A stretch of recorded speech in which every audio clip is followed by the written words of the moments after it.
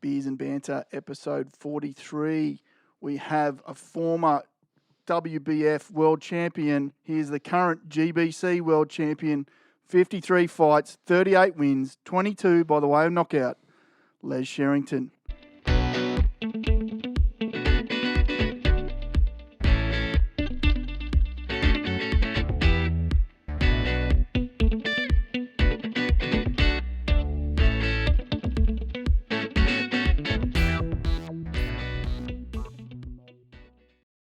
As always, we're really appreciative of the support from the guys at Gripstar Socks. Gripstar anti-slip socks feature panels that create traction that improves speed, acceleration and stability.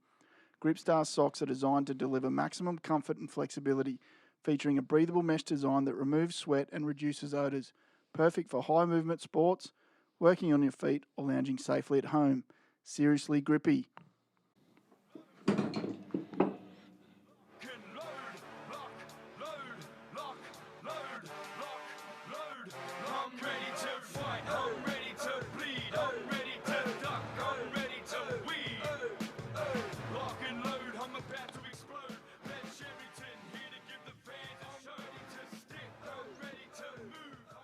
Les Sherrington, welcome to the Sweaty Box.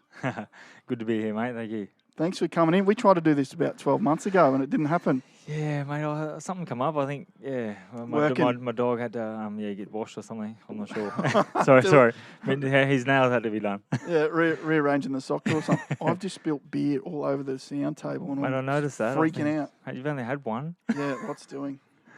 Mate, how you been? What have you been up to? Yeah, mate, we've been unreal. Just living the family life. Working away at the moment, doing 2 weeks on, 2 weeks off, on an oil and gas rig.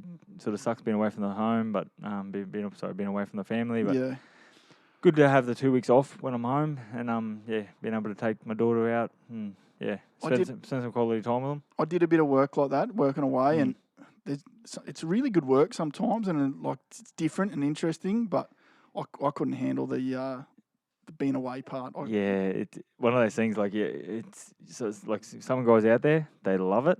I hate every second of it. Yeah, It's like literally on the bus trip out there, I'm texting the wife, "What can I do if we can call in sick?" Babe, you're already out there. You can't say anything. I say something. Can't you ring up and pretend there's not like an emergency or something? First night in camp was always the worst for me. Oh yeah. Even the 2 days before you go back. Yep.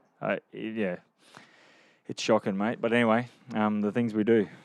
So let's clear it up straight off the bat. Retired or still active? 53 fights seems like an odd number to stop on. Yeah, it's very hard question, mate. I retired after my 50th professional fight, and that was I think I lost 3 of my last 3 fights were losses. So yeah. To finish on 50 after loss, fighting top 10 fighters, but it didn't sit well with me. So I still trained every day. Anyway, I took a fight on 6 days' notice against Michael Zarafa, who everyone knows knocked out Jeff Horn. Yeah. I took a fight against him 6 days' notice, got stopped in the second round, got good money. So it's one of those things I couldn't stop on that one. Definitely not. Yeah. So I ended up taking another fight over in Indianapolis against a good guy who's same similar record as mine. Yep. But he was coming off 11 or 12 wins. Keon Johnson, is that him? Keon Johnson, yeah. And that was for the vacant Global Boxing Council World Super Middleweight title. Yeah. I'm not sure about the title, but anyway, I last time I checked, not many people have that title, so I might be one of it's one of those ABC titles. But hey, a title's the title. I got the opportunity to fight the guy, and he was talking to me before the fight at the weigh-in and stuff, just saying pretty much going to offer me money to lay down. I was like, what the hell is this guy on about? And I was over there on my own. Yeah. I had a guy who I know from Indianapolis who was in my corner and helping me out. But I was just like, what the hell is this dude on about? What's he on about? He thinks I'm going to... mate, I come from Queensland, Australia. We don't freaking lay down. No one money talks though, but he... unless it's retirement money, it's not really mate. He goes, I'll give you a couple of thousand to lay down. I'm just thinking, nah, man.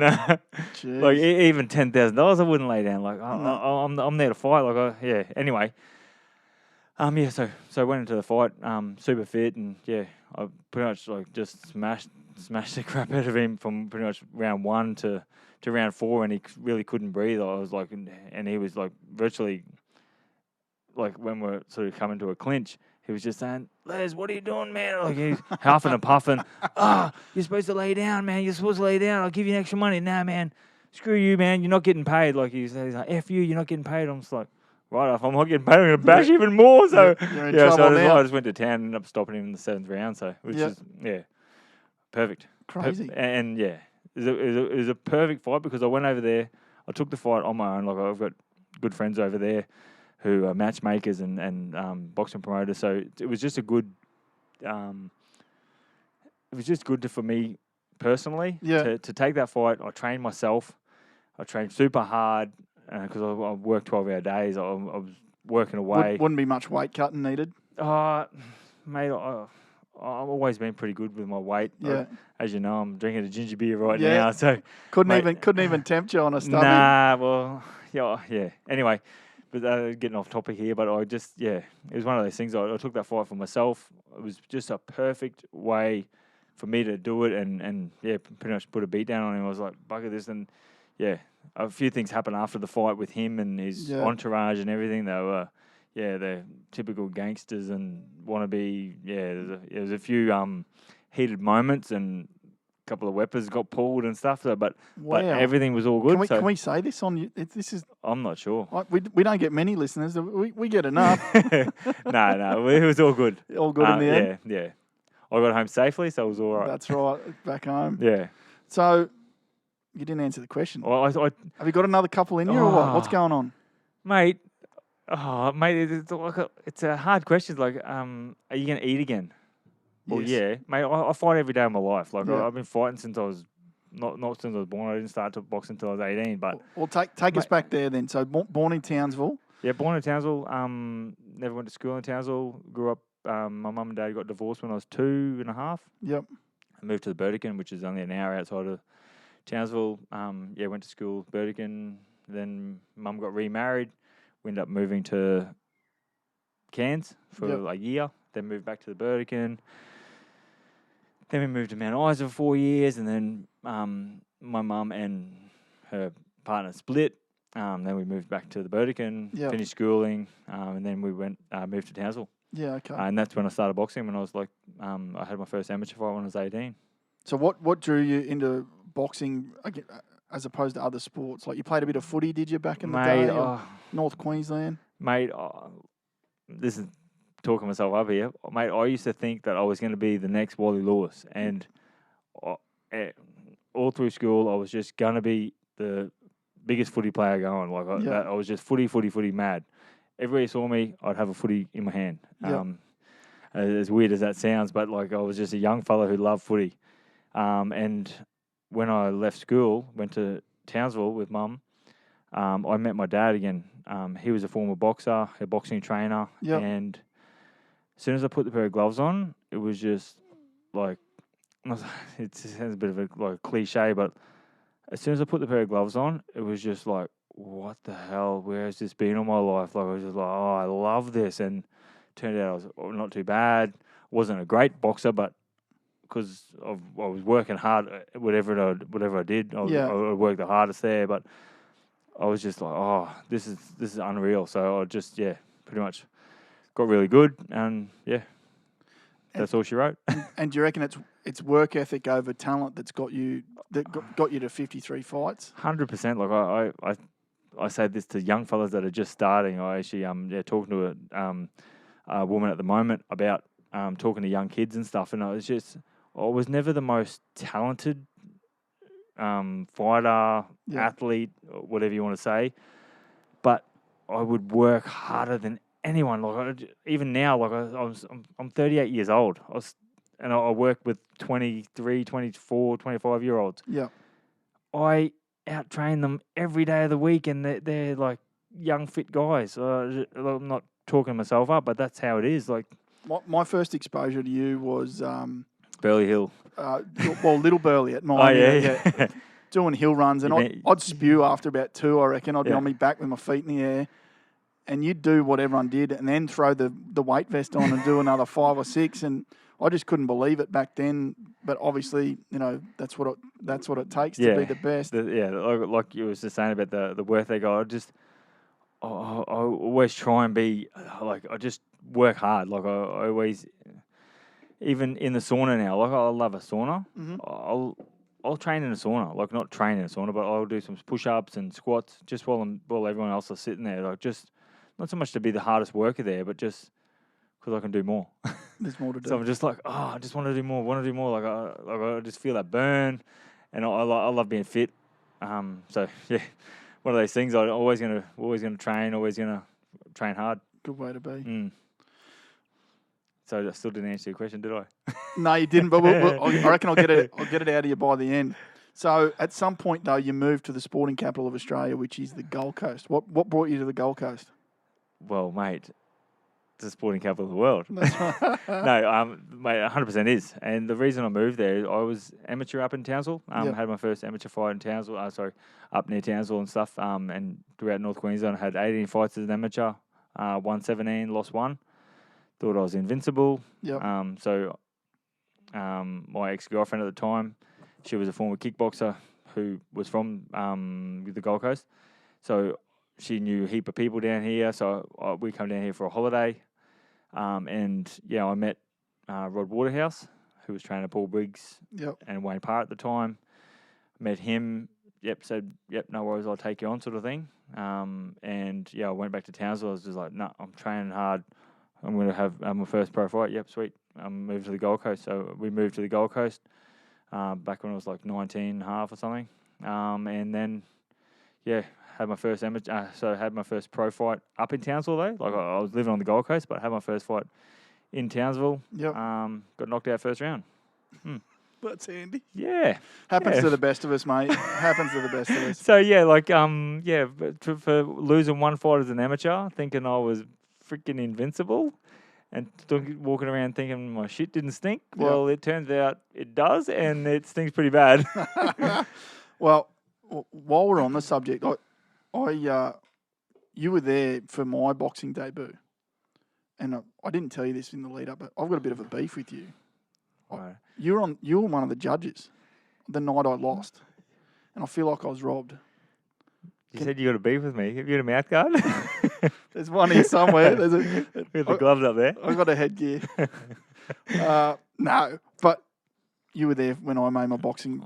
That was how I met you. Was back then. Fight Like a Pro. I think it's still running. Mate does a great job of it too. Yeah, a good experience for anyone that really wants to test himself. It's something that you realise how dedicated you got to be, because I did it for 10 to 12 weeks, training 6 times a week. Yeah. And then once my son arrived, and now I've got 3 kids, there is no way I could put in that amount of time that we did during those times. But I was robbed. Yeah, I fought some bloke from Channel 9.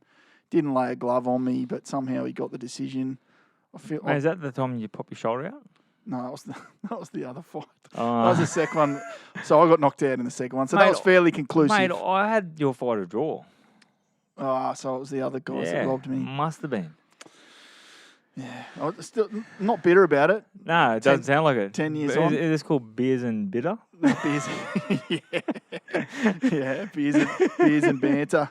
Yeah, no, it was a good experience. It was probably, I've never been as fit in my life as I was during that time. So it was good times. I don't know if I could do it again though.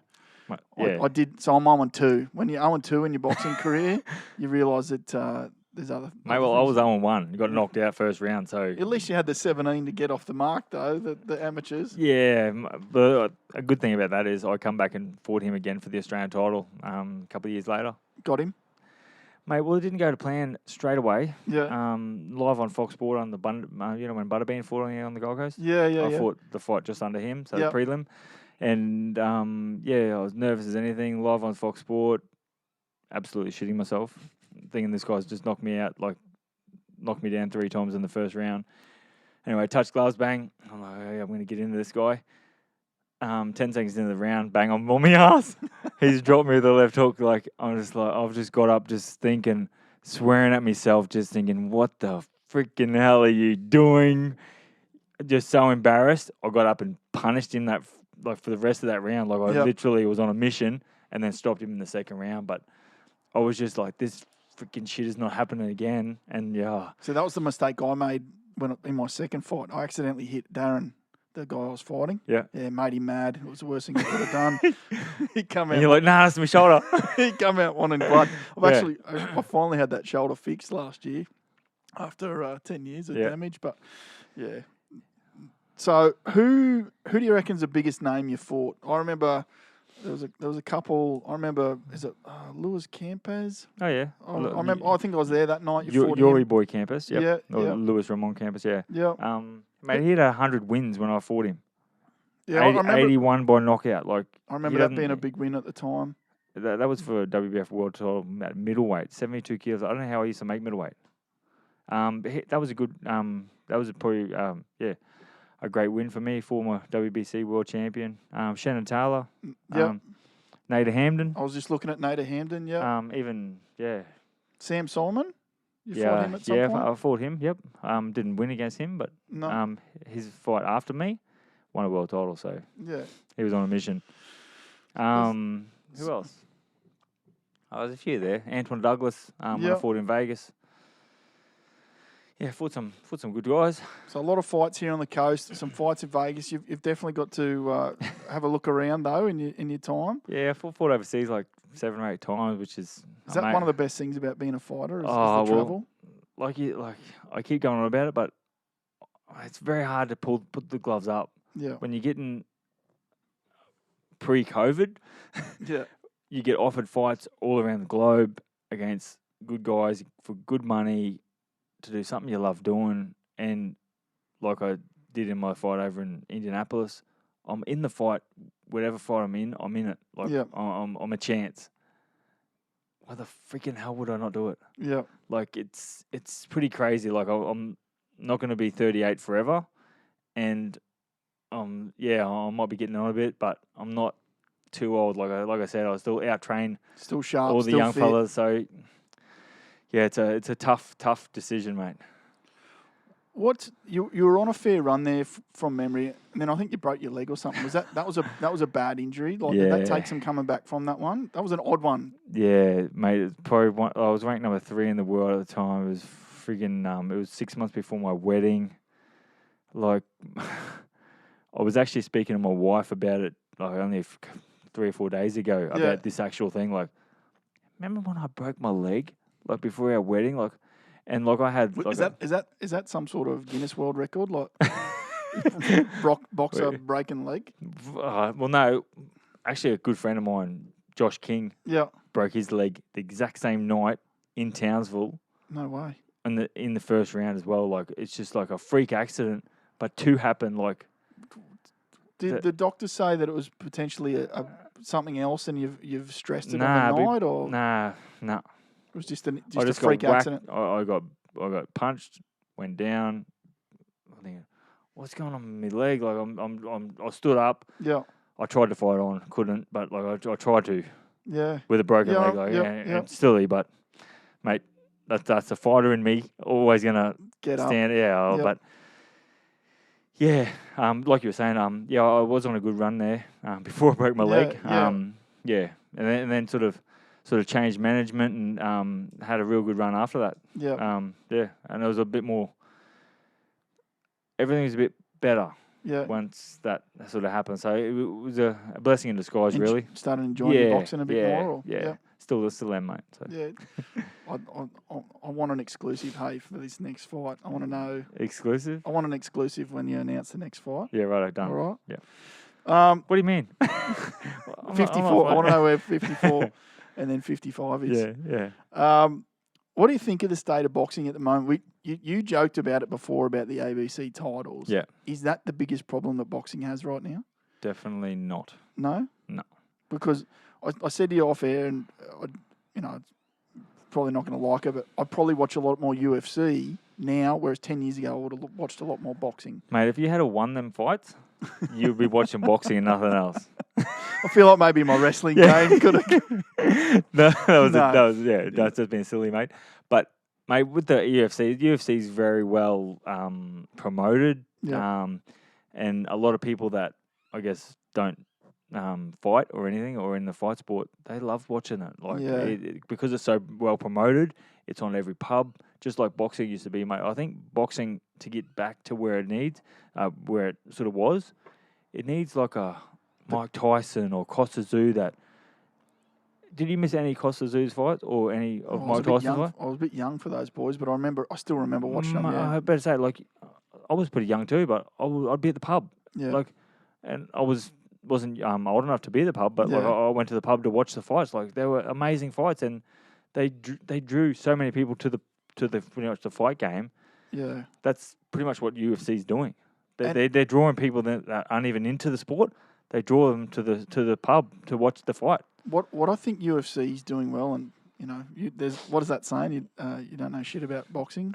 Or I don't know shit about any fighting. Most people don't know shit about boxing. I don't know shit other than I'm a consumer of the product. Yeah. And UFC is the top tier. If you want to be the best mixed martial artist in the world, you know you need to fight the UFC guys. And then there's other organisations that are, in different levels of legitimacy. But if you want to be the absolute alpha, you've got to fight UFC. Yeah. We start to see it in the heavyweight. The heavyweight division in boxing really came alive in the last couple of years. Yeah. You've got again. Yeah. It was dull for so long. It was dead. You had the Russians just running roughshod over the. Not even just the Russians, but they're boring fighters. And there's no Mike Tyson, like, who bites ears and pretty much hits people low, headbutts people low. That's the shit people want to see. But then you've got the Gypsy King. Exactly. So you've got Anthony Joshua, who was probably in that boring category, but now you've got some of these other guys, and then you've got Deontay Wilder. Yeah, who's a version of Mike Tyson, but he's not Mike Tyson. No. But what we start to see, part of the problem with boxing is they end up in, and I know this can happen in mixed martial arts as well, because they end up at Bellator or UFC and they can't fight. But it's an absolute travesty that we're not going to get potentially some of the matchups that we should in that heavyweight division because of promotions. Or they're signed to that manager, that promotion. Like, it's fucking or bullshit. Channels. They're on HBO and they're on Showtime. And, like, that's what's robbing boxing of being the pinnacle. And I know UFC's behind a paywall, but how good would boxing on Friday night on free-to-air telly be if it was legit? Like, how good was it? It used to be. That's what I mean. So Fox Sport, the biggest fights in history would have been free to watch. Yeah, 100% were. So I know Money Mayweather's probably made the fortune that he has because of pay-per-view, but how big would boxing be if the best boxers were on the telly of a Friday night for free? For free, yes. And you sell the advertising, sell the ring space, sell it. Ads between the rounds. The UFC's doing it with their app, so you can have Fight Pass, or if you've got ESPN, you're at least getting Fight Nights, which is not the top guy. But I watched Derek Brunson versus the boa constrictor. I can't think of his name. And then there was some big names fighting on a ESPN fight card. Regular, and you don't get that with boxing. No. As far as I know, and that's what I think maybe they need to. It's not going to happen. No. But if there was if we knew that, well, this belt is the belt that everybody wants. The thing is, like, a belt's only as good as the person holding it. Yeah. Yep. Like, if, say, Floyd Mayweather had the GBC World Championship, it would be a big title because Mayweather has it. He'd have to come get it off Les Sherrington. Yeah, exactly. Where's your millions? He's looking for another fight, isn't he? I don't know. Hopefully, call him out. I'll tag him on Insta. Yeah, right. Get it happening. Mate, could I grab another drink, please? Yeah. Mate? Do you want a ginger? We're on the ginger beers. Yeah, please, mate. I just realised I've bought ginger ale. I've stiffed you. Do you want that or a Coke? Coke, thanks, mate. Yeah. Proudly sponsored by Coca-Cola, thanks. Shop round the corner. Very average for their drink selection. Yeah. What about, you got a prediction for August 26th? Tszyu versus Horn. Are you going to be sitting front row calling one of them out or what? What are you doing? No. I do have a prediction, but they're no. going to your town to fight. Yeah, I know. There was talk of me going up there and stuff, but with a few mates who were going there, I was just like, I may go up there for another fight night. Yep. May be on it, may not be. Who knows? But with the Tim Tszyu, Jeff Horn fight, it's gonna be a good fight. I really don't like saying it because Jeff's a good guy and just like my mate. I reckon he's going to get beaten. I reckon he's going to get beaten pretty bad. Yep. Just Tim will just come out of his shell and pretty much I think he'll grow up in that fight. He's going to have to. Otherwise it'll be a different story. And you probably shouldn't be asking me for predictions too, mate, because whoever I back, 99% of the time, never get it right. Never. Always try and back the underdog. Not that Tim's really the underdog, but he's definitely up against it as well with Jeff. Well, Jeff Horn's a great fighter, and he's done what he's done. Like he's pretty much brought boxing back when it was dead in Australia, but it was dormant. Like there was nothing happening. He's revived it like Anthony Mundine did back in the day as well. So since that Pacquiao fight in Brisbane, boxing sort of it's been back in the headlines. Yeah. Until probably this time last year, I guess it started sort of slackening off again. Yeah. That's sort of my feel of it. And then Tim Tszyu's coming along, so maybe he's gonna sort of carry the torch, I guess. But who knows? He's definitely not Costa Tszyu. Yeah. Because Costa Tszyu was Costa Tszyu. Yeah. He would punch you and knock you the hell out. He's not got that power. Tim Tszyu, I don't think does. Has Jeff got the ability to muscle him, or I sort don't think so. Thug him? He'll try and bustle Liam up and trying to outwork him, but I just don't think he's gonna. I just think Tim will be picking him off, keeping him at range, and pretty much put a beat down on him. Unfortunately, I really hope it doesn't happen, but I just think that's what's going to happen. Boxing footy players, are they good or bad for the sport? Boxing footy players, well, it's a tough decision too, mate. Because some are good, some are bad. They bring the attention. Look at Anthony Mundine. He's brought. He's not. I don't know if you could call him a. He you know what I mean though, like the Paul Gallons and the Sonny Bills that. Yeah, I don't think the one fight a year in the off season type stuff. Yeah, and the Sonny Bills, I think he's got a good promotional team behind him. Yeah. And which is like the Mundine promotional behind him as well. So he's well marketed as well, and all the girls love him. So there's an argument to be made that, and I don't know. This is my feeling. Depending on if you're a really good boxer, then it's going to make a difference. But an athlete's going to beat a pub fighter most times just to keep your hands up and keep moving. Like, yeah, unless you're Andy Ruiz. I was about to say, yeah. Who's there is some pub fighters that you wouldn't mess with. No, that's right. But I think a lot of times, like, I don't know who said it, but I remember when we were training, it was 90% about getting fit. Yeah. The fitter you are, the easier it is. Keep your hands up. And the fitter you are, the more you can cop, the more you can take, the better condition you're in. It just makes everything easier. Even just like you get punched on the chin and it staggers you. If you're not fit, your wobbly legs for 2 or 3 rounds. Yeah. Your wobbly legs after you get punched, you're fit, it goes away in 2 seconds, 5 seconds, 10 seconds, whatever. It just goes away really quick. Yeah. But if you're not fit, you can't sort of seem to get your legs right. Next minute, you're on your bum. So, all right, we've talked about Australian boxing, world boxing. What are you excited about on the world scene? Who do you want to watch go toe to toe? Mate. Is it the heavyweights? Is it? Oh, mate, Gypsy King's probably brought the heavyweight boxing back alive. I wouldn't mind him seeing him fight Andrew Ruiz. Yeah. Yeah. That'd be 2 fatties. Yeah. Well, Gypsy King's 2 not big really. boys. Yeah, but I just think Gypsy King would probably just be bouncing around, flicking him off, and just tap, tap, tap, bang, and probably end up stopping him. But imagine if Ruiz had your work ethic. He had the world at his fingertips. Well, I was just about to say, I don't think he doesn't really have the physique. And even if he trained really hard, which obviously he did for that fight.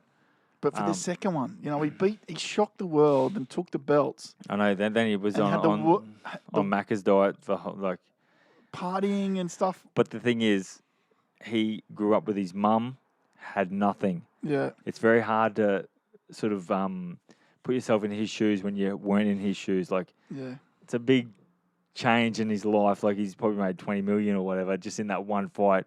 And he said to his mum, like, "Mum, we made it. We don't have to worry no more. Like, we got money." Like, I grew up with my mum.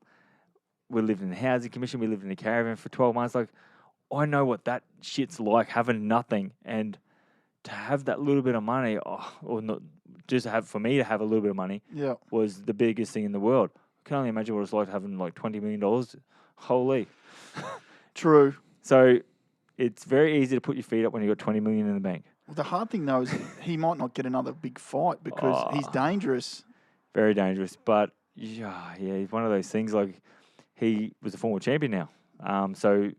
But, like you said, it's a dangerous one. So, he's probably going to get sidestepped and looked past. They're going to take easier fights. Unless he gets a rematch with one of them or something. Yeah.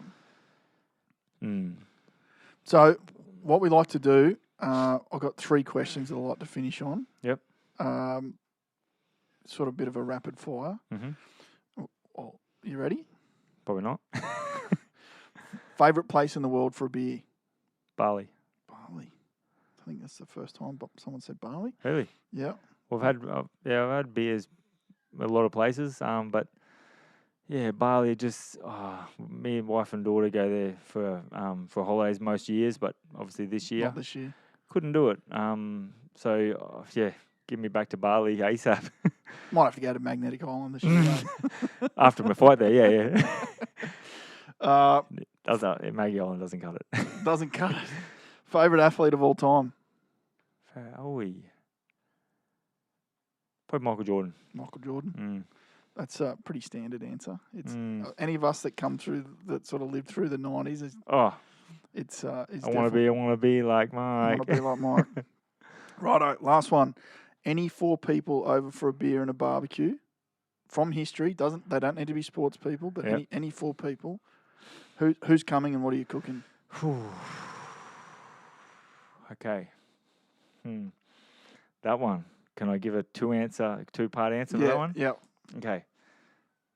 For dinner, just regular barbecue stuff for 3 of us. Yep. And then something else for the other one. Here we go. Okay. Mike Tyson. Yep. Michael Jordan. Yep. Oscar De La Hoya for dinner. Yep. Then we'll just have barbecue. And then for dessert, probably have a few beers, bit of champagne, some whipped cream, some strawberries. Have to be Jennifer Lopez. Wow. You heard it here first, folks. Don't worry, my wife knows. That's your hall pass, obviously. 100%. Yeah. Well, she could go to dinner too. Well, yeah, true. Righto. But I don't want the other boys talking to her. All right, I've got a couple of things for you. You can pick one of the either Flexi Fit or the Snapback Beers and Banter. But I went and saw the guys at Gripstar today and grab your favourite colour here of Gripstar socks. Gripstar, what a name! They're taking the world by storm. A lot of athletes using them in their boots and pulling their club socks over the top to increase their performance. Awesome. Where can our listeners find you to follow along? Where's the best place? Facebook, Instagram, just Les_Sherrington. Facebook, follow him there, folks. As always, you can find us at Beers and Banter. Please like, follow, share, subscribe, do all those things. It helps us fight the big social media companies. Get the word out there. Les, really appreciate this, mate. Awesome, mate. Thank you so much, mate. Anytime. Sorry it's taken so long for me to get here and get back to you. I'm glad we got it done. Finally. Thanks heaps, everyone. Cheers.